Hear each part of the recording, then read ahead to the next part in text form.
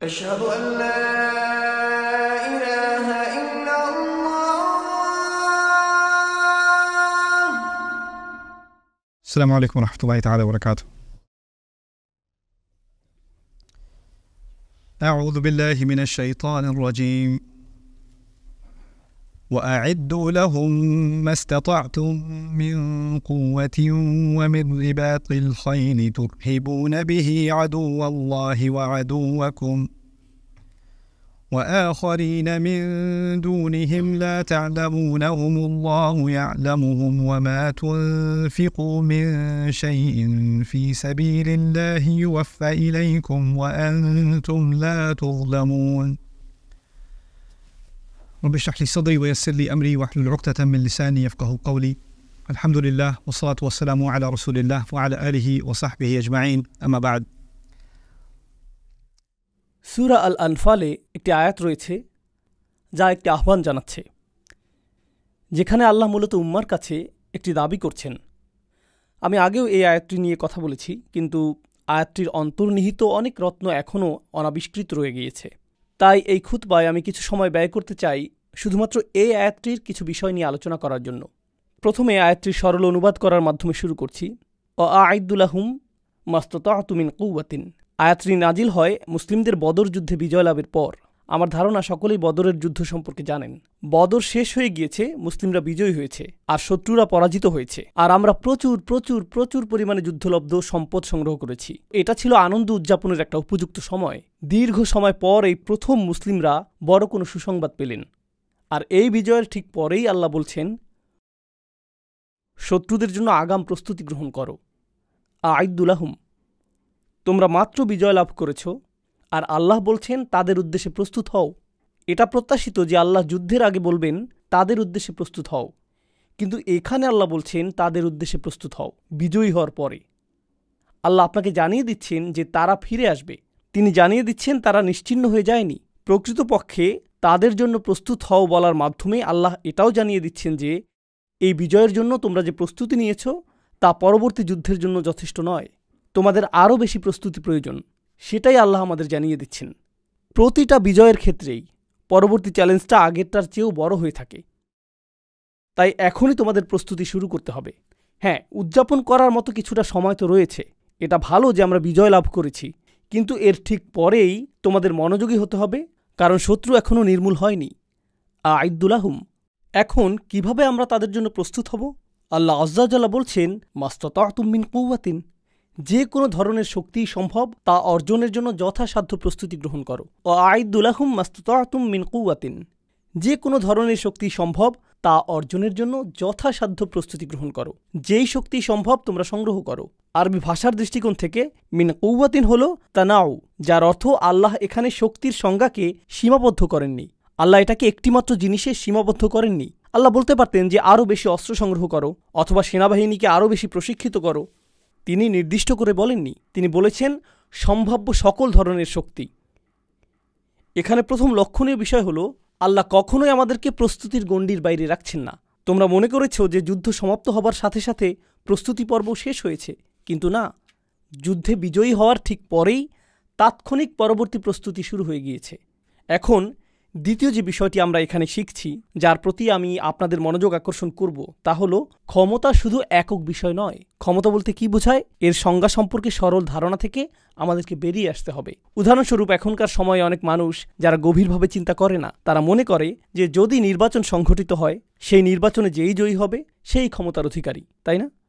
আমরা এভাবে কথা বলি যে এই ব্যক্তিটি প্রধানমন্ত্রী হয়েছে, অতএব সে ক্ষমতার অধিকারী। এই ব্যক্তি ইউনাইটেড স্টেটসের প্রেসিডেন্ট হয়েছে, সেই ক্ষমতার অধিকারী। কিন্তু আপনি যদি রাজনীতি এবং অর্থনীতি সম্পর্কে কিছুটা জানেন, তাহলে বুঝবেন যে এই মানুষগুলো মোটেই ক্ষমতার অধিকারী নয়। তারা আসলে পুতুল মাত্র।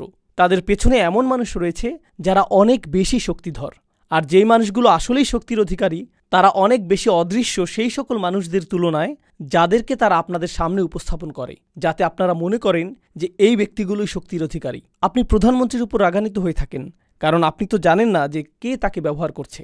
তো তাদের সামনে এই পুতুলগুলো রয়েছে যাদেরকে তারা ব্যবহার করে। যদি কোনো একজন তাদের কার্যসিদ্ধি না করে, তারা তাকে নির্বাচনে পরাজিত করিয়ে দেয়, তার স্থানে অন্য কাউকে নিয়ে আসে, আবার অন্য কাউকে, আবার অন্য কাউকে। তারা পরোয়া করে না যে সে কোন দলের নেতা, কারণ ক্ষমতা যেভাবে কাজ করে তা হলো এর নিজস্ব কিছু উদ্দেশ্য রয়েছে, এর নিজস্ব উদ্দেশ্য রয়েছে। তো একটি বিষয় আমি মনোযোগ আকর্ষণ করতে চাই, বিশেষত এই বিষয়টিতে আমি তরুণ মুসলিমদের যে মনোযোগ আকর্ষণ করতে চাই তা হলো ক্ষমতা নিয়ে সরল ধারণা পোষণ না করা। সেনাবাহিনীর বিশাল আকারে কিছুই আসে যায় না। সেনাবাহিনীর কাছে ক্ষমতা নেই, বরং কে সেই সেনাবাহিনীকে নিয়ন্ত্রণ করছে, কে সিদ্ধান্ত নিচ্ছে সেই সেনাবাহিনী কোথায় যাবে, কে সিদ্ধান্ত নিচ্ছে যে বন্দুকের নলটি কোন দিকে তাক করা থাকবে, কোন দিকে ট্যাঙ্ক চলবে, এই সিদ্ধান্তগুলো কোথায় তৈরি হচ্ছে, সেখানেই ক্ষমতা রয়েছে। সেটাই ক্ষমতার প্রকৃত উৎস। এখন আল্লাহ মুসলিমদের উদ্দেশ্যে বলছেন ক্ষমতা তৈরি করো।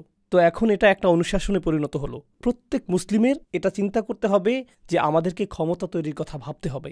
আল্লাহ আমাদেরকে আদেশ করেছেন ক্ষমতা তৈরির জন্য আমাদের সামর্থ্য অনুযায়ী প্রস্তুতি গ্রহণ করার। কিন্তু তারপর আল্লাহ আরও যোগ করলেন ওয়ামির রিবাতিল খৈল, আর বিশেষভাবে অশ্বারোহী সেনাদল তৈরি করো। অশ্বারোহী মানে ঘোড়া, যুদ্ধের জন্য প্রস্তুত ঘোড়া। এখন আসুন রসুল সাল্লাল্লাহু আলাইহি সাল্লামের জীবন থেকে বিষয়টা নিয়ে চিন্তা করি। আপনারা জানেন যে রসুল সাল্লাল্লাহু আলাইহি সাল্লাম মক্কা থেকে মদিনাতে হিজরত করেছিলেন। তখন মদিনার অবস্থা কী ছিল? মদিনাতে অর্থনৈতিক সংকট চলছিল। আপনি যদি এটা না জেনে থাকেন এখন জেনে নিন। মদিনাতে ধনী মুসলিম ছিল না, সেখানকার মুসলিমরা ছিল খুবই দরিদ্র। মুহাজিরগণ ইতিমধ্যেই তাদের সকল সম্পদ হারিয়েছেন, যেহেতু তারা ছিলেন শরণার্থী। তো তারা ইতিমধ্যেই দেউলিয়া, তাদের কোনো অর্থ ছিল না। আর আনসারগণ যারা তাদেরকে সহায়তা করেছিলেন, তাদের বাসস্থানের ব্যবস্থা করেছিলেন, আল্লাহ তাদের ব্যাপারে বলছেন ওয়ালাউ কানা বিহিম খাসাসা, তারা নিজেরাও অনাহারে থাকে। তো এখানে শরণার্থীদের পৃষ্ঠপোষকতা করছে দরিদ্র মানুষেরা। এটাই মদিনার পরিস্থিতি। তো সাধারণভাবে বলতে গেলে তারা সম্পদশালী ছিলেন না। আল্লাহ তাদেরকে বলছেন অশ্বারোহী বাহিনী প্রস্তুত করো। অশ্বারোহী বাহিনী কি? ঘোড়া, তাই না? এখন আরব উপদ্বীপে ঘোড়া কি সস্তা ছিল নাকি ব্যয়বহুল? এটা অত্যন্ত ব্যয়বহুল, এটা অত্যন্ত ব্যয়বহুল। আর আল্লাহ কি একটি অথবা দুইটি ঘোড়ার কথা বলেছেন? আপনি যদি অশ্বারোহী বাহিনী তৈরি করতে চান সেক্ষেত্রে কয়েকশো ঘোড়ার প্রয়োজন হবে। আপনার কমপক্ষে 100 ঘোড়া প্রয়োজন। প্রথমে আসে ঘোড়া ক্রয়ের বিষয়টি। আপনি যদি এমন ঘোড়া চান যে যুদ্ধক্ষেত্রে কাজে আসবে, সেক্ষেত্রে আপনার ভালো জাতের ঘোড়া প্রয়োজন। আপনার এমন ঘোড়া প্রয়োজন নেই যে গাধার মতো, বরং আপনার তরতাজা ঘোড়া প্রয়োজন। আপনার BMW ঘোড়া প্রয়োজন। আর ঘোড়াটি যত শক্তিশালী, গতিময়, যত উন্নত জাতের হবে, সেটি ততটাই ব্যয়বহুল হবে। এর মানে আপনার অর্থ প্রয়োজন। এই ঘোড়াগুলো কোথা থেকে পাবেন? আর শুধুমাত্র ঘোড়া থাকলেই তো হবে না, ঘোড়াগুলো থাকার ব্যবস্থাও করতে হবে। তো আপনাকে আস্তাবল নির্মাণ করতে হবে। শুধু তাই না, ঘোড়াগুলোকে খাওয়ানোর জন্য আপনাকে কৃষিকাজের মাধ্যমে খড় উৎপন্ন করতে হবে। আর ঘোড়াগুলোর বর্জ্য পরিষ্কার করার জন্য আপনাকে পরিপূর্ণ একটা ব্যবস্থা তৈরি করতে হবে। আর আপনাকে সম্পূর্ণ একটা মানব সম্পদ বিভাগ তৈরি করতে হবে, যাদের একমাত্র কাজ হবে ঘোড়াগুলোকে পরিষ্কার করা, প্রশিক্ষণ দান করা এবং তত্ত্বাবধান করা। এরপর ঘোড়ার পায়ে এক ধরনের জুতা পরাতে হয়।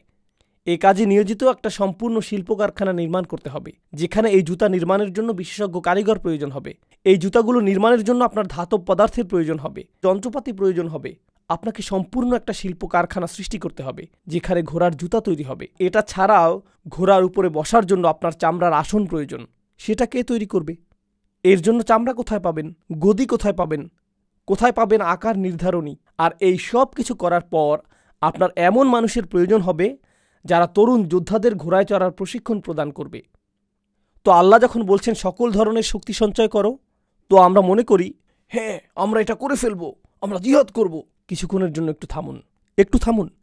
আল্লাহ বলেছেন ঘোড়া প্রস্তুত করো, আর আমরা মনে করি হ্যাঁ সামান্য ঘোড়াই তো। কিন্তু আল্লাহ যখন ঘোড়ার কথা উল্লেখ করছেন, তিনি মূলত গোটা একটি অর্থনৈতিক ব্যবস্থা তৈরির আহ্বান করেছেন। এটা নির্মাণ করতে হবে। আল্লাহ যে আহ্বান করেছেন তা আপনি করতে পারবেন না যদি বিনিয়োগ সৃষ্টি না করেন। এছাড়া ঘোড়া ক্রয় করার অর্থ আপনি পাবেন না। আর এই কর্মসংস্থানগুলো তৈরির জন্য আপনার কাছে অর্থ থাকবে না। বিনিয়োগ ছাড়া আপনি এটা পারবেন না। এখন আমি কিছু সময়ের জন্য এখানেই থামছি।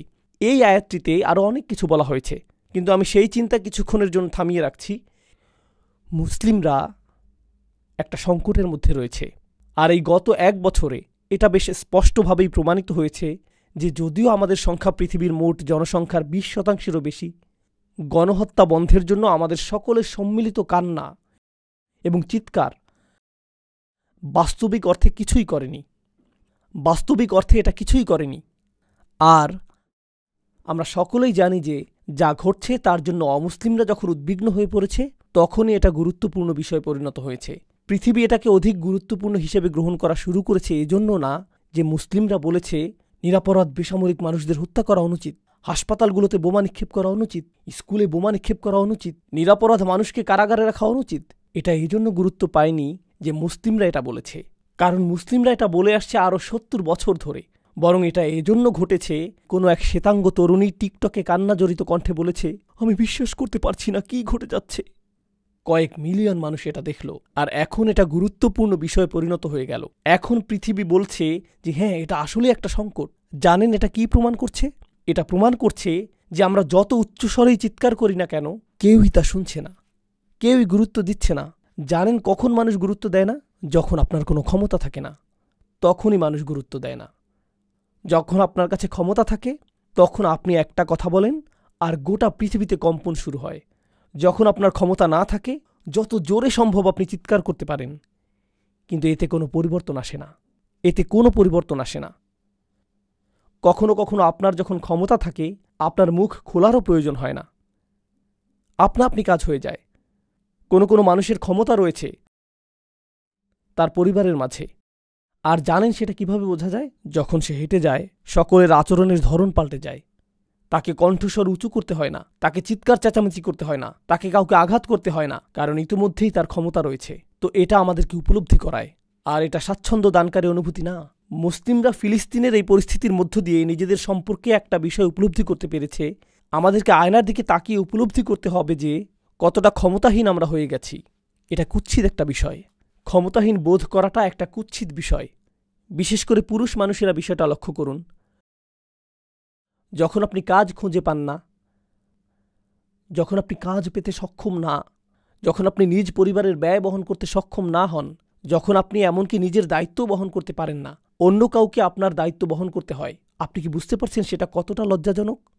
যখন আপনাকে কারো থেকে টাকা ধার করতে হয়, যখন আপনি নিজে চাকরি খুঁজে পান না, যখন আপনার বোন চাকরি করেন আর তিনি আপনার খরচ প্রদান করেন, সেটা আপনার জন্য কতটা লজ্জাজনক এবং অপুরুষোচিত। কারণ ইজ্জুর রজুল ইস্তিগনাউহু আনিন নাস। একজন পুরুষের মর্যাদা হলো সে অন্য মানুষের মুখাপেক্ষী নয়। এটা পুরুষ মানুষের মর্যাদার অংশ। আমাদের ইজ্জত যদি থাকে, আমাদের যদি আত্মমর্যাদা থাকে যা আল্লাহ পুরুষ মানুষকে দান করেছেন, সেক্ষেত্রে এটা মৃত্যুর সমান মনে হয় যখন আপনি কারো সামনে হাত পাতেন এবং বলেন, দয়া করে আমাকে সাহায্য করুন। এটা মৃত্যুর মতো মনে হয়। এটা মৃত্যুর চেয়েও বেশি মনে হয় যে আমি দায়িত্ব নিতে অক্ষম, আমি কিছু করতে অক্ষম। এখন উম্মাহ হিসেবে আমাদের অবস্থা চিন্তা করুন। যদিও ব্যক্তিগতভাবে আল্লাহ আমাদেরকে হালাল জীবিকা প্রদান করুন এবং সর্বদা আমাদের পরিবারের দায়িত্ব বহন করার এবং মর্যাদাপূর্ণ জীবনযাপন করার সক্ষমতা প্রদান করুন এবং আমাদের সকলকে রক্ষা করুন এমন অবস্থায় পতিত হওয়া থেকে যখন আমাদেরকে অন্য কারো কাছে ভিক্ষা চাইতে হবে, আমরা আল্লাহর কাছে তা থেকে সুরক্ষা প্রার্থনা করি। কিন্তু উম্মাহ হিসেবে আমাদের অবস্থা লক্ষ্য করুন। ব্যক্তিগতভাবে না, রাসূল সাল্লাল্লাহু আলাইহি সাল্লাম এই গোটা উম্মাহকে একটি দেহের সাথে তুলনা করেছেন, তাই না? তিনি বলেছেন এটা এক অভিন্ন দেহের মতো। আমরা যদি একটি দেহ হই, আমরা কি সর্বদা ভিক্ষা করছি না? আমরা কি সর্বদা অন্য মানুষের কাছে ভিক্ষা চাইছি না? আমরা কি সর্বদা তাদের দূতাবাসগুলোর সামনে এবং তাদের সরকারি আমলাদের সামনে দাঁড়িয়ে বলছি না যে দয়া করে থামুন, আমরা আপনাদের কাছে সাহায্য চাই, দয়া করে আমাদের কথা শুনুন? এটাই কি আমাদের অবস্থা না? আর এটা বিশেষভাবে তরুণদেরকে খুবই ক্ষুব্ধ করে তোলে। আল্লাহ আমাদেরকে অত্যন্ত শক্তিশালী একটি আয়াত দান করেছেন, ক্ষমতা তৈরি করো, ক্ষমতা তৈরি করো, এটা তোমাদের প্রয়োজন হবে। আর আল্লাহ আমাদের বলছেন যে কিভাবে ক্ষমতা তৈরি করতে হবে। আমাদেরকে শিল্প কারখানা তৈরি করতে হবে। সমস্যা হলো বিশেষত তরুণরা যারা এখন শুনছেন, আধুনিক বিশ্বে বেশিরভাগ তরুণদের ক্ষেত্রে কি ঘটে? আপনি যখন বেড়ে উঠতে থাকেন আপনাকে বলা হয় তোমাকে স্কুলে যেতে হবে এবং স্কুলে ভালো ফলাফল করতে হবে, এরপর একটা চাকুরি পেতে হবে, আর যখনই তুমি চাকুরি পাবে তখন তোমার পরিবারের দায়িত্ব নিতে হবে, আর যখন তুমি এই পরিমাণ টাকা উপার্জন করবে তখন বিয়ে করতে পারবে, যখন তুমি বিয়ে করবে এরপর একটা ফ্ল্যাট কেনার চেষ্টা করবে, একটা ফ্ল্যাট হওয়ার পর এখন তোমাকে বাড়ির মালিক হতে হবে, এরপর একটা গাড়ি কিনতে হবে, এরপর সন্তান হবে, আর এর সাথে আসবে সন্তানের খরচ। তো আপনি জীবনের বেশিরভাগ অংশই এই চিন্তায় ব্যয় করছেন যে পরবর্তী চেকটি কোথা থেকে আসবে, অর্থ কোথা থেকে আসবে। এর মাঝখানে সুযোগ পেলে উম্মার সমস্যাগুলো নিয়ে সামাজিক মাধ্যমে পোস্ট করতে হবে। কিন্তু বাস্তবিকভাবে বলতে গেলে যেহেতু আপনি আপনার ব্যক্তিগত জীবন নিয়ে এতটাই আচ্ছন্ন, তাই আপনি বড় কোনো চিন্তা করতে পারেননি। ফলে আপনার আসলে কোনো ক্ষমতাই অর্জিত হয়নি, অথবা আপনি ক্ষমতাহীন। এখন অন্য ক্ষেত্রগুলোতে কি ঘটে? এটা এমন এক বাস্তবতা, আমি চাই আপনারা এটা উপলব্ধি করুন। আল্লাহ পৃথিবী পরিচালনার জন্য একটা নিয়ম তৈরি করে দিয়েছেন, আর সেই নিয়ম সর্বদাই বিদ্যমান থাকবে। এমনকি রসুল সাল্লাল্লাহু আলাইহি সাল্লামের সময়েও এই নিয়ম বর্তমান ছিল। তো উদাহরণস্বরূপ হিজরতের সময়ের কথা, যা কিনা রসুল সাল্লাল্লাহু আলাইহি সাল্লামের সিরাতের বিস্ময়কর ঘটনাগুলোর একটি।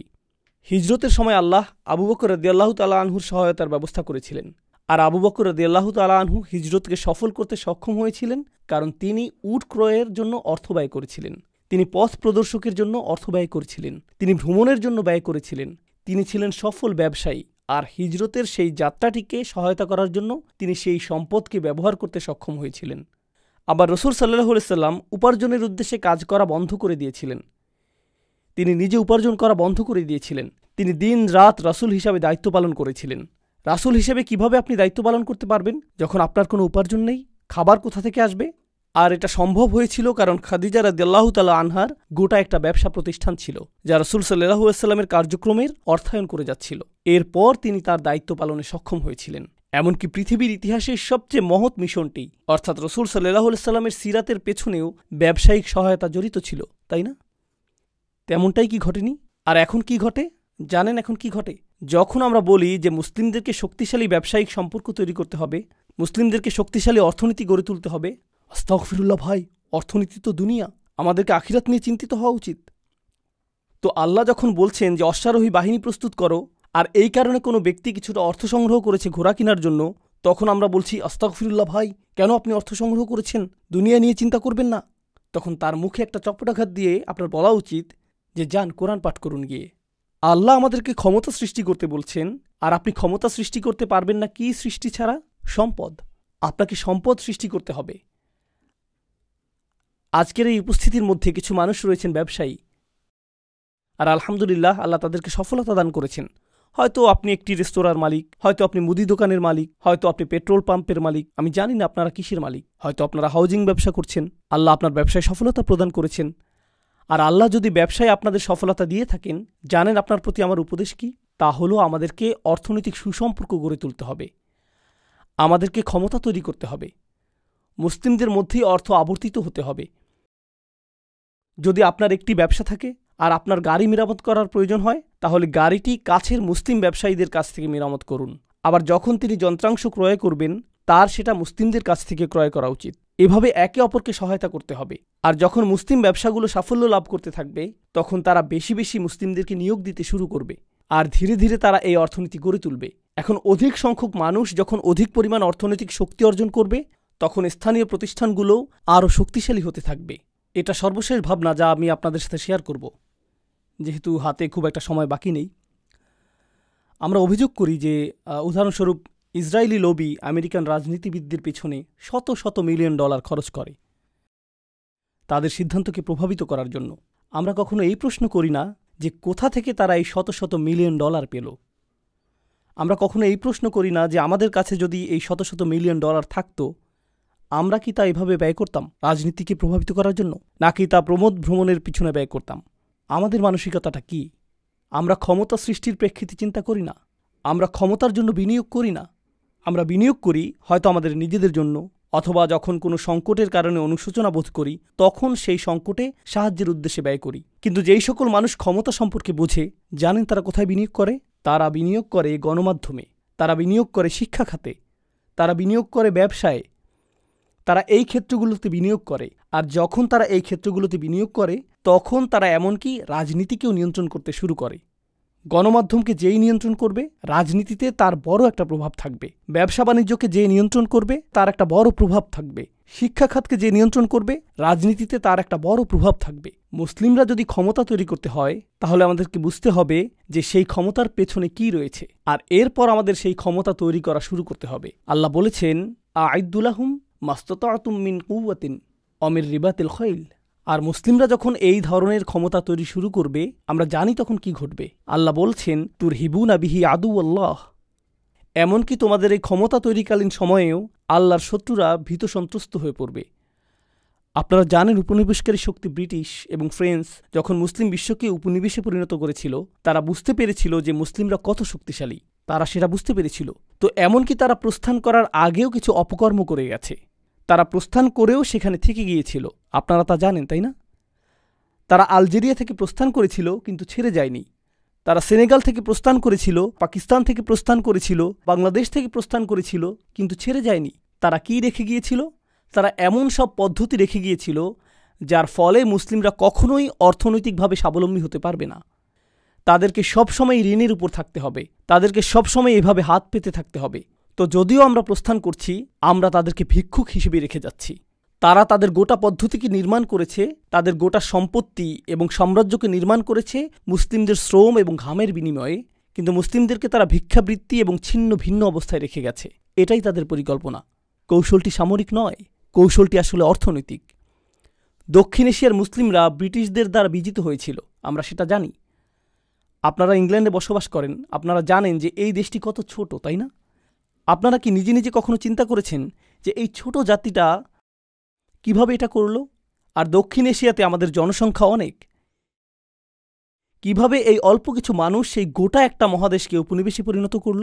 কিভাবে তারা এটা করল? কিছুটা ইতিহাস অধ্যয়ন করুন, আর আপনি নিজেই বুঝতে পারবেন যে তারা তাদের ব্যবসায়িক পদক্ষেপগুলোতে কৌশলী ছিল। তারা ব্যবসায়ের মাধ্যমে ক্ষমতা তৈরি করেছিল। তারা আসলে সেটাই তৈরি করেছিল। তারা এই বিষয়গুলো খুব ভালোভাবে বুঝে। এখনকার সময়ে পৃথিবীর সবচেয়ে বেশি যুদ্ধ এবং সংকটের মূলে রয়েছে অর্থনীতি। এর মূলে রয়েছে কোনো এক পক্ষের ব্যবসায়িক স্বার্থ। এই সব কিছুর মূলে এটাই। যখন মুসলিমরা এটা বুঝতে পারবে, এমনকি স্থানীয় পর্যায়েও, তখন মসজিদের ভূমিকা কি হবে? অবশ্যই এখানে আমরা দিন শিখব, এখানে আমরা নামাজ পড়ব, আমরা আমাদের সন্তানদেরকে এখানে আনব, এখানে আমাদের সন্তানদেরকে কোরআন শিখাবো। কিন্তু এখান থেকে তরুণ যুবকরা অভিজ্ঞ মানুষদের কাছ থেকে এটাও শিখবে যে কিভাবে নতুন ব্যবসা শুরু এবং পরিচালনা করা যায়। এটা তাদের কাজের প্রশিক্ষণ প্রাপ্তির কেন্দ্রে পরিণত হতে হবে। এখান থেকে ইন্টার্নশিপ শুরু হতে হবে। এই স্থানটি থেকে আমাদের ক্ষমতা তৈরির চর্চা শুরু করতে হবে। এরকমটা করতে পারলে এক দশকের মধ্যে, 10-15 বছরের মধ্যে মুসলিমরা অর্থনৈতিকভাবে লন্ডনের সবচেয়ে শক্তিশালী সম্প্রদায়ে পরিণত হবে। আপনারা কি মনে করেন যে এটা ছোট কোনো বিষয়? আমাদের এই সম্প্রদায় এতটাই শক্তিশালী হয়ে উঠবে যে আমাদেরকে রাজনীতিবিদদের কাছে যেতে হবে না, রাজনীতিবিদরা আমাদের কাছে আসবে। আপনারা কি চান? তারা আমাদেরকে এই প্রশ্ন করবে, কারণ অন্য ক্ষমতাশীল সম্প্রদায়ের ক্ষেত্রে তারা রাজনীতিবিদদের কাছে যায় না, বরং রাজনীতিবিদরাই তাদের কাছে আসে, কারণ তাদের সেই ক্ষমতা রয়েছে। আল্লাহ ইতিমধ্যেই আমাদেরকে পরিষ্কার জবাব দিয়ে দিয়েছেন। তিনি আমাদেরকে বলেছেন, একমাত্র এই উপায়েই শত্রুরা তোমাদের ভয় করবে। তুরহিবুনা বিহি আদু আল্লাহ, আল্লাহর শত্রু। তিনি আরও বলেছেন, আদু আল্লাহি ও আদু আকুম। এটাই সর্বশেষ বিষয় যা আমি আপনাদের সাথে আজকে শেয়ার করব। আল্লাহ বলছেন, যাদেরকে তোমরা ভীতি প্রদর্শন করছো তারা আল্লাহর শত্রু এবং তোমাদের শত্রু। কার কথা আল্লাহ প্রথমে উল্লেখ করেছেন? তিনি নিজের কথা প্রথমে উল্লেখ করেছেন। আদু আল্লাহ প্রথমে এসেছে, আর তারপর আদু আকুম। কেন? আপনাকে বুঝতে হবে যে আল্লাহ আমাদেরকে এই ক্ষমতা তৈরি করতে বলেছেন আমাদের জন্য না, আমাদের শত্রুদের বিরোধিতার জন্য না। আদু আল্লাহ কথাটি প্রথমে উল্লেখ করার কারণে আমি এই কাজটি করছি এজন্য যে আমি প্রথমত আল্লাহ প্রদত্ত মিশন বাস্তবায়নের কাজ করছি। আমার উদ্দেশ্য পরিষ্কার। এজন্যই আমি ক্ষমতা তৈরি করছি, এজন্যই আমি তরুণদের ক্ষমতায়নের প্রচেষ্টা চালাচ্ছি, এজন্যই আমি তাদের মাঝে বিনিয়োগ করছি, এজন্যই আমি চাই যে তারা বেড়ে উঠুক। জানেন আমরা কি করি? আমাদের এগুলো ত্যাগ করতে হবে। জানেন এখনকার সময়ে মুসলিমরা কি করে? জিনিসটা কুৎসিত, কিন্তু সত্য কথাটা আমাকে বলতে হবে। আমাদের সমাজে আমরা যা করি তা হলো, যদি কেউ সফলতা অর্জন করতে নেয়, সকলে মিলে তাকে আক্রমণ করতে থাকে যতক্ষণ পর্যন্ত না সে ব্যর্থ হয়ে যায়। তারপর অন্য কেউ হয়তো সফল হয়ে যায়, তখন বলি এই লোক ভেবেছে যে সে অনেক ভালো মানুষ ইত্যাদি। তার নিয়ত নিয়ে প্রশ্ন করা শুরু করি, তার আন্তরিকতা নিয়ে প্রশ্ন করা শুরু করি, ভেতর থেকেই তাকে ধ্বংস করে দেই। যদি কেউ একটি রেস্তোরাঁ উদ্বোধন করে আর এটা খুবই সফলতা পায়, তখন আমরা বলি সে কিভাবে এটা করলো, এটা তো আমার করার কথা ছিল, আমি সেখানে খাবার খাবো, আর রেস্তোরাঁ বন্ধ হওয়ার পর আমি শেফের সাথে কথা বলবো, হেই আমার সাথে কাজ করেন। একমাত্র যে উপায়ে আপনি নিজের ব্যবসার উন্নতি করেন তা হলো অন্য কারো ব্যবসা ধ্বংস করার মাধ্যমে। জানেন এটা কি? এটা হলো যখন আমরা একে অপরের শত্রুতে পরিণত হই, আমরা একে অপরকে প্রতিযোগী হিসেবে দেখি। প্রকৃতপক্ষে এটা এখন এতটাই খারাপ হয়ে গিয়েছে যে এমনকি একই পরিবারের মধ্যে যদি এক ভাই অন্য ভাইয়ের তুলনায় বেশি সাফল্য অর্জন করে, তখন যেই ভাইটি সফল হয়নি সে তার বড় ভাইকে শত্রু ভাবতে শুরু করে।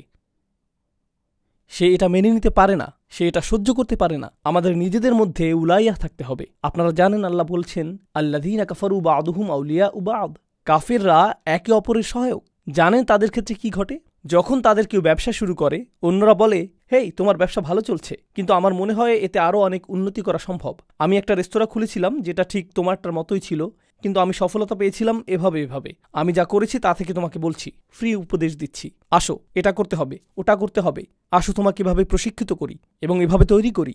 তারা একে অপরকে তৈরি করে যাচ্ছে, তারা একে অপরকে ছিন্ন ভিন্ন করছে না। যে মুহূর্তে সে সফলতা পায় তখনই বলে, আমি তো সফলতার একটা পর্যায়ে পৌঁছে গিয়েছি, এখন আমার নিজের লোকদের প্রতি মনোযোগ দিতে হবে। আমি ফিরে আসব এবং বলবো, হেই, আমি সফলতা পেয়েছি, কে আছো যে এটা করতে আগ্রহী, আসো তোমাকে উঠতে সহায়তা করি। এটাই উলাইয়ার মানসিকতা। এজন্যই আল্লাহ বলছেন, আল মুমিনুনা ওয়াল মুমিনাত বা'দুহুম আউলিয়াউ বা'দ। ইমানদার পুরুষ এবং ইমানদার নারীগণ একে অপরের মিত্র, তারা একে অপরকে সহায়তা করে। আমাদের সংস্কৃতিতে এমন কিছু বিষয় সৃষ্টি হয়েছে, আল্লাহর শপথ, আমি যদি এটা নিজের চোখে না দেখতাম তাহলে বিশ্বাস করতাম না। আমাদের এমন মানসিকতা তৈরি হয়েছে। আমি একটা জায়গায় গিয়েছিলাম যেটা একটা অমুসলিম দেশ, আর সেখানে অনেক মুসলিম ডাক্তার রয়েছে। সেই দেশে ডাক্তাররা ভালো অর্থ উপার্জন করে। দেশটির নাম বলছি না। একজন মুসলিম ডাক্তারকে দেখেছি, যিনি ছিলেন একটি হাসপাতালের বিভাগীয় প্রধান। তিনি সফল। আর একটি অনুষ্ঠানে তার তরুণ মুসলিম মেডিকেল কলেজ ছাত্রদের সাথে সাক্ষাৎ হয়, যারা তার কাছে পরামর্শ চাইল। তারা জিজ্ঞেস করছিল কোথা থেকে ডিগ্রি নিতে হবে, এই জাতীয় বিষয়। কারণ স্পষ্টতই তারা এমন কাউকে জিজ্ঞেস করবে যে ইতিমধ্যেই সফল হয়েছে। আর তিনি ইচ্ছাকৃতভাবে তাদেরকে খারাপ পরামর্শ দিচ্ছিলেন। আপনি অবাক হয়ে ভাবছেন, কেন তিনি খারাপ পরামর্শ দিবেন? কারণ এই তরুণ প্রজন্মকে আমি যদি ভালো পরামর্শ দেই, আমি ইতিমধ্যেই দেখতে পাচ্ছি যে ২০ বছরের এই তরুণ আমার ২০ বছর বয়সের তুলনায় ৫ গুণ বেশি বুদ্ধিমান। তো সে ৫ বছরের ব্যবধানে আমার দ্বিগুণ সফলতা লাভ করবে।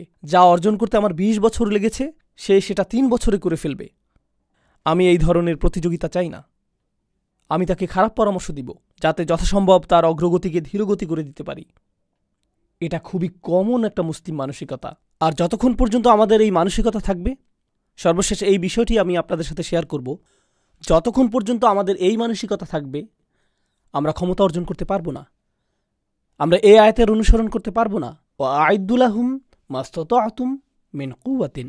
আমাদের শত্রুরা সবচেয়ে শক্তিশালী যে আঘাতটা করে তা সম্ভবত বোমা নিক্ষেপ নয়। আমাদের শত্রুদের সবচেয়ে শক্তিশালী আক্রমণ মিডিয়া নয়। আমাদের শত্রুদের সবচেয়ে শক্তিশালী আক্রমণটা হলো, তারা আমাদেরকে পরস্পরের মিত্র হওয়া থেকে বিরত রাখে। কারণ তারা জানে যে মুসলিমরা একবার একে অপরের মিত্র হয়ে গেলে এটুকুই যথেষ্ট। এটাই আনতুমুল আ'লাউন। তখন আমরাই শীর্ষে থাকব। তখন কোনো কিছুই আমাদেরকে থামাতে পারবে না। আমাদের মৈত্রী ছাড়া অন্য কিছু তাদেরকে এতটা ভীত সন্ত্রস্ত করে না। তাই তারা মুসলিমদের ভিতরে যত বেশি সম্ভব বিভাজন, যত বেশি সম্ভব সন্দেহ, যত বেশি সম্ভব প্রতিযোগিতা, যতটা সম্ভব ঘৃণা সৃষ্টি করে, এর জন্য তারা যথাসাধ্য চেষ্টা করে। তাই আমরা পাশের মসজিদটিকে প্রতিযোগী হিসেবে দেখি না। আমরা অন্য শায়েখকে প্রতিযোগী হিসেবে দেখি না। এই শায়েখ বনাম সেই শায়েখ। এটা রেসলিং খেলার জায়গা না ভাই। এটা রেসলিং না। আর যতদিন পর্যন্ত আমরা বারবার এই ফাঁদে আটকা পড়তে থাকবো, আমরা কাঁদতেই থাকবো। আর আমাদের এই কান্না কেউই শুনবে না। কারণ আমরা কখনোই ক্ষমতা তৈরি করিনি। আমরা কখনোই ক্ষমতা তৈরি করতে সক্ষম হইনি। আর আমাদেরকে একে অপরের প্রকৃত মিত্র হিসেবে প্রস্তুত করুন। এখন থেকে যখন আপনি জুমার নামাজ পড়তে আসবেন, আপনি তো প্রতি সপ্তাহেই আসবেন। এটা আল্লাহর পক্ষ থেকে আমন্ত্রণ। কেউ আপনাকে ইমেইল পাঠাবে না, আপনি নিজেই আসবেন। প্রতি সপ্তাহে যখন আপনি আসবেন, এমন কারোর সাথে পরিচিত হবেন যাকে আপনি আগে থেকে চিনতেন না। সে কি করে তা জানার চেষ্টা করুন। বিশেষত বয়স্করা নিজ উদ্যোগেই তরুণদের সাথে পরিচিত হবেন। নতুন কারোর সাথে পরিচিত হবেন, জানার চেষ্টা করবেন তার কি সাহায্য প্রয়োজন। এমনকি যদি আপনারা পরস্পরকে 1% সাহায্যও করতে পারেন, কখনো সাহায্য হতে পারে শুধু পরামর্শ, কখনো সাহায্য হতে পারে আপনি কাউকে অন্য কারোর সাথে যোগাযোগ করিয়ে দিলেন, সামান্য একটি প্রচেষ্টা। আপনারা কল্পনা করতে পারবেন না যে 1 বছরের ভিতরে এই সমাজটি কতটা শক্তিশালী সমাজে পরিণত হবে। কল্পনা করতে পারেন 1 বছরের মধ্যে আপনি যখন রাস্তায় হাঁটবেন, প্রত্যেককেই আপনি চিনবেন। এটা কি অসম্ভব? এটা মোটেও অসম্ভব না। কিন্তু আমরা উলাইয়া নিয়ে চিন্তা করছি না, সেজন্যই এটা ঘটছে না। আসসালামু আলাইকুম বলে যত দ্রুত জুতা নিয়ে বাইরে চলে যাব, এরকম হলে চলবে না। এর পরিবর্তে প্রত্যেক সপ্তাহকেই মৈত্রী তৈরির, সম্পর্ক তৈরির, নেটওয়ার্ক তৈরির সুযোগ হিসেবে গ্রহণ করুন। এখানকার ক্যারিয়ারে সফল প্রত্যেক ব্যক্তি জানে যে আপনার ক্যারিয়ার, আপনার ব্যবসার সফলতার মূলে রয়েছে নেটওয়ার্ক, তাই না?